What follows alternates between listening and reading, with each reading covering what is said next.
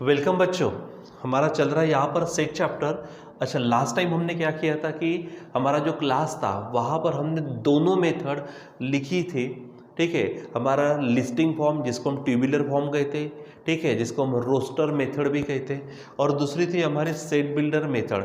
दोनों लिखने के बाद में एक्चुअली मैंने वो वीडियो जो बनाया था वो बहुत ही बड़ा बना था, ठीक है, लेकिन क्या प्रॉब्लम हो गई मालूम नहीं कि हमारा वीडियो कुछ हमारे पास वो सिर्फ और सिर्फ रोस्टर फॉर्म तक ही बना, और मैं यहाँ पे बड़बड़ करते गया और सामने में ऑटोमेटिक वो वीडियो वहाँ से बंद हो गया। थोड़ा सा सामने गया लेकिन मुझे बाद में फिर उसको कट करके फिर वही मेथड वहाँ पे रखनी पड़ी।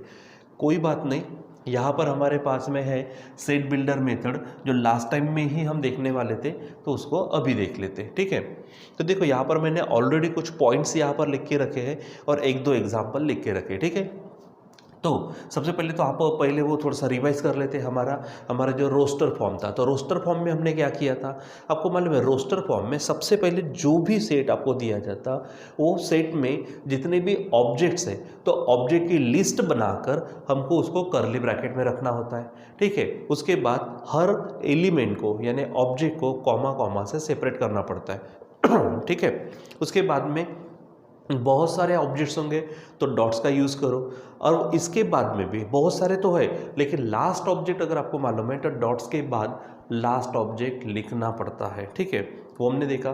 फिर कोई भी जो ऑब्जेक्ट है आप उसको रिपीट नहीं करना चाहिए। ठीक है, और एक बात और थी कि ऑब्जेक्ट्स अगर आगे पीछे हो गए कोई फ़र्क नहीं पड़ता। और फिर हमने वहाँ पर क्या किया था, एग्जाम्पल्स देखे थे। आज हमारे पास है सेट बिल्डर मेथड या फिर सेट बिल्डर फॉर्म बोल सकते हैं आप। ठीक है, तो देखो यहाँ पर क्या चीज़ है, जो मैंने यहाँ पे कुछ पॉइंट्स लिखे हैं वो आपको ध्यान में रखना है। पहला, जो भी सेट का जो भी नाम होगा, नाम तो लिखना ही पड़ेगा, फिर is equal to curly bracket में वहाँ पे क्या करता, देखो जो लिस्टिंग फॉर्म है यानी रोस्टर फॉर्म, उसको आप ध्यान में रख सकते हैं कैसे कि कॉमा कॉमा वाली मेथड। ठीक है, क्या बोलेंगे, कॉमा वाली मेथड।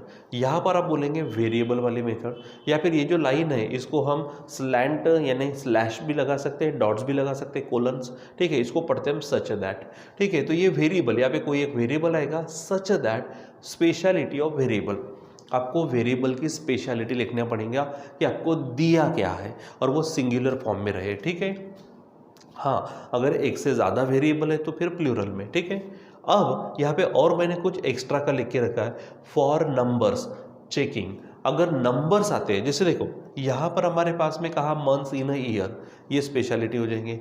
यहाँ पे कुछ और दिया है, यहाँ पे डेज दिख रहे, लेकिन यहाँ पे आपको नंबर्स दिख रहे। अब ऐसे ऐसे सेट्स को कन्वर्ट करना होता है हमको सेट बिल्डर फॉर्म में, तो थोड़ा ढंग से करो। तो वहाँ पे चेकिंग करना है किस चीज़ की, कि क्या वो नेचुरल नंबर है, होल नंबर है, इंटीजर है, रैशनल है, इरेशनल है, रियल नंबर है, कॉम्प्लेक्स नंबर है। इसमें से कोई एक।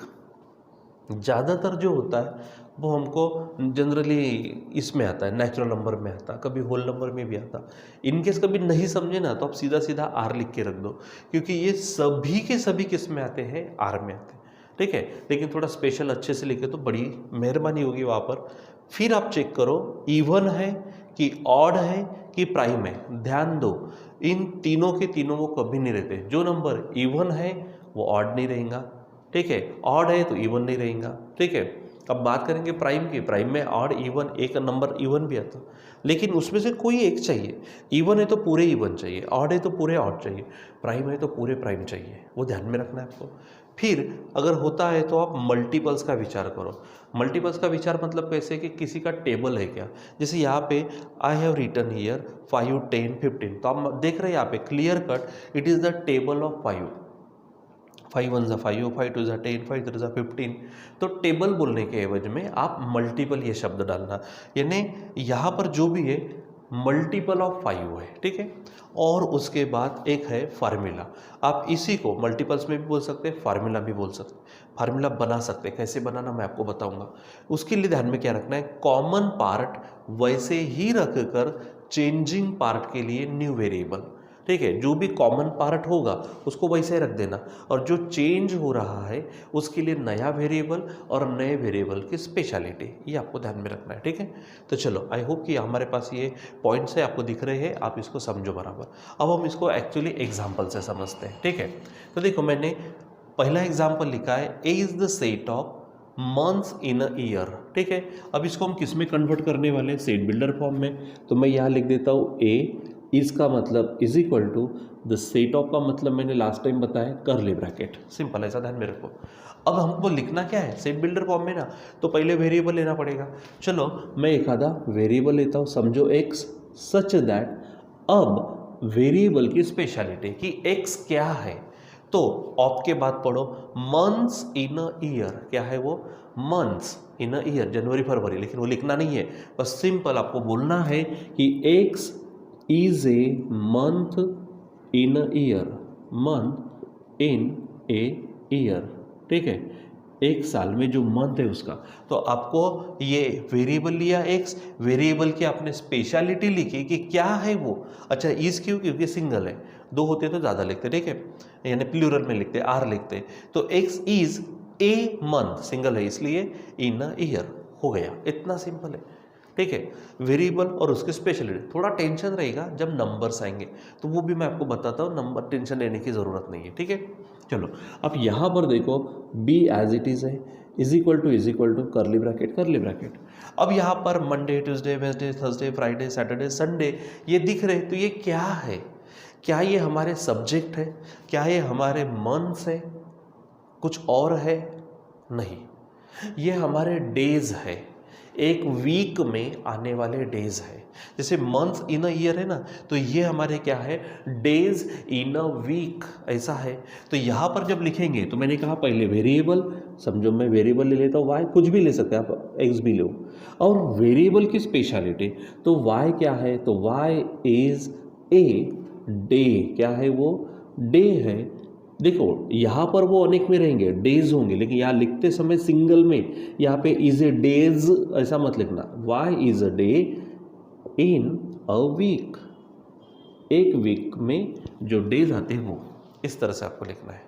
अब बच्चों बारी आती है हमारे नंबर्स के लिए, देखो मैंने एग्जाम्पल भी लिया है नंबर्स के लिए, ठीक है। तो यहाँ पर सी एज इट इज लिख देते इज इक्वल टू, अब फिर से करना क्या है, ये वेरिएबल हो गया एक्स सच दैट, ठीक है, एक्स सच दैट। अब क्या है, 5 1 ज़ा 5, 5 2 ज़ा 10, 5 3 ज़ा 15, 5 4 ज़ा 20, 5 5 ज़ा 25।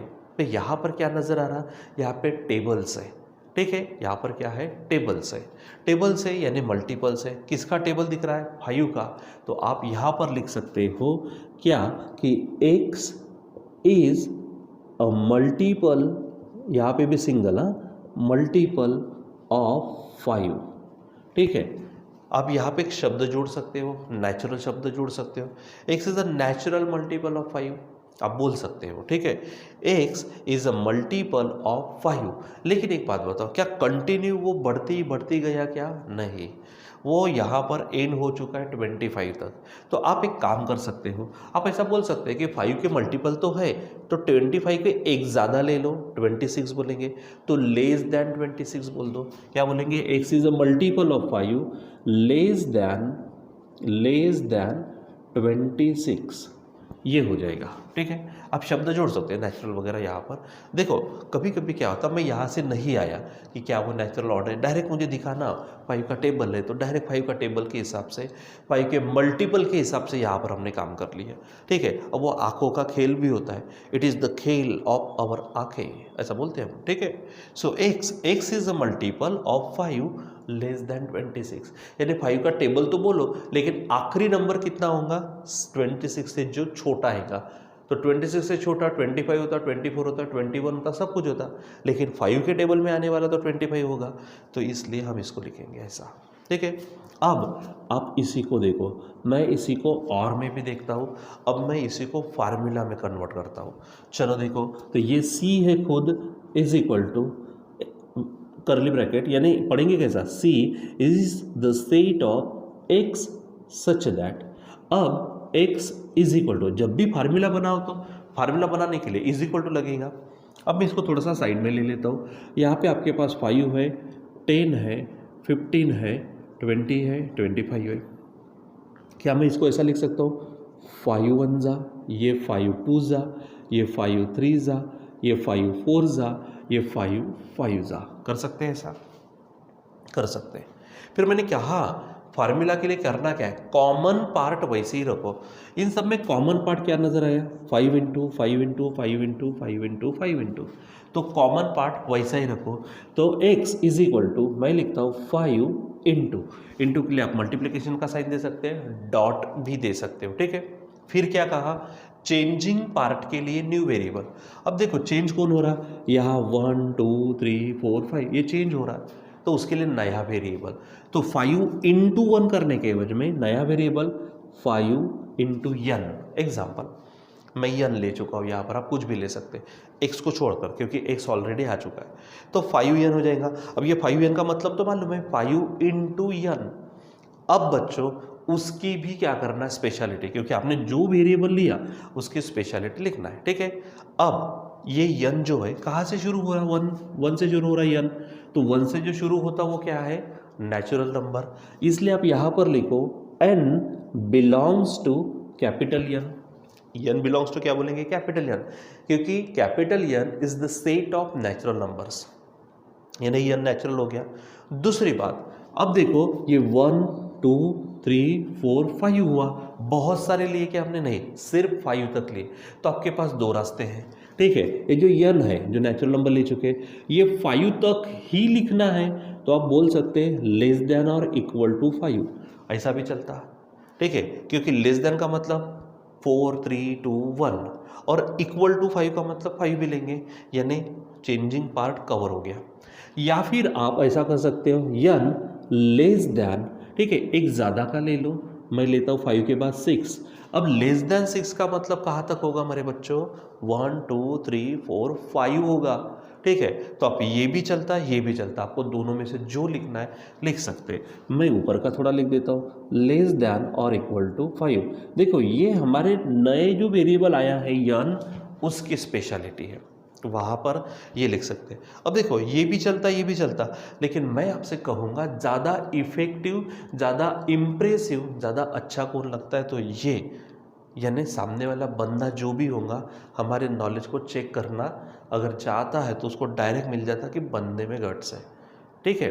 तो ये आपको ध्यान में रखना है, तो इस तरह से करना है, तो आप यहाँ पर सेट बिल्डर फॉर्म को लिख पाते हो, ठीक है, ये ध्यान में रखना। मैं यहाँ थोड़ा स्टार पॉइंट लिख देता हूँ यहाँ पे पढ़ने के लिए, ठीक है। देखो अगर मैं वर्टिकल लाइन यूज़ करूँ, या फिर मैं स्लैश यूज़ करूँ, या फिर मैं ऐसा कोलन यूज़ करूँ, चलेगा, ठीक है। इसको आप क्या पढ़ेंगे, सच दैट, ठीक है, सच दैट, ये पढ़ेंगे आप, ठीक है, ध्यान में रखना, चाहे वर्टिकल लाइन कोलन या फिर स्लैश का इस्तेमाल करो तो, ठीक है। अब जैसे कि आप इसको पढ़ते हो, जब आप इसको पढ़ते हो किसी भी सेट को इस फॉर्म में पढ़ते हो, तो क्या बोलेंगे, सी इज इक्वल टू का मतलब इज, और कर्ली ब्रैकेट की शुरुआत हो गई तो बोलो द सेट ऑफ, क्या बोलेंगे हम, द सेट ऑफ, आगे जो भी होगा। देखो यहाँ पे पढ़ता मैं, C is the set of x such that x is a multiple of 5 less than 26। यहाँ पर मैं कहूँगा C is the set of x such that x is equal to 5n where n belongs to n and n less than और equal to 5, इस तरह से आप बोल सकते हैं, ठीक है। सो बच्चों ये हमारे पास क्या है, सेट बिल्डर मेथड, ठीक है। इसके पहले हमने देखी थी कौन सी, हमारी लिस्टिंग मेथड, जिसको हम कह चुके हैं रोस्टर फॉर्म, ठीक है। तो ये हमारे सेट्स को राइट करने के, लिखने के लिए अलग अलग मेथड्स है, ठीक है। एक और चीज़ है बच्चों यहाँ पर कि हम उसको डायग्रामेटिकली बताते हैं, जिसे आप ऑलरेडी पढ़ चुके हो, that is your Venn diagram. वो क्या है हमारे पास में, वेन डायग्राम है। जो वेन नाम का बंदा है उसने कुछ सजेस्ट किया हमको कि इस तरह से तो आप लिख ही सकते हैं, लेकिन आप उसको डायग्रामेटिकली बता सकते हो। तो वेन डायग्राम जब लेते हैं तो जनरली ध्यान में रखना कि वेन डायग्राम लेते समय आप सर्कल का इस्तेमाल करते हो, आप ट्राइंगल का इस्तेमाल करते हो, आप स्क्वेयर, रेक्टेंगल ये आप ले सकते हो, ठीक है। तो यहाँ पे आप ट्राइंगल ले सकते हो, यहाँ पे आप सर्कल ले सकते हो, ठीक है। यहाँ पर आप कोई रेक्टेंगल वगैरह आपको अगर लेना है उस तरह से यूज़ कर सकते हो, जो चाहिए आप कर सकते हो, ठीक है। इसमें ध्यान में रखना है जो ऑब्जेक्ट्स होते हैं, जो ऑब्जेक्ट्स होते हैं, ऑब्जेक्ट्स आर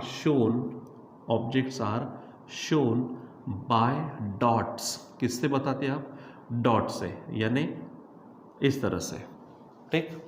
जैसे यहाँ पर हम एग्जाम्पल ले लेते हैं। मान लीजिए कि मैं क्या करता हूँ, एक सेट ले लेता हूँ। हाँ, एक ध्यान में रखो, जब कभी उन्होंने कहा कि कोई भी सेट यानी कन्वर्ट करो सेट बिल्डर फॉर्म में, तब ही हमको ध्यान में रखना है कि उसको सेट बिल्डर फॉर्म में रखो, नहीं तो हमेशा हमारा सेट जो होना चाहिए वो आप रखेंगे रोस्टर फॉर्म में। ठीक है, ये थोड़ा ध्यान में रखो। जनरली सेट्स रोस्टर फॉर्म में लिखा करो। ठीक है, अब यहाँ पर आगे बढ़ते हैं।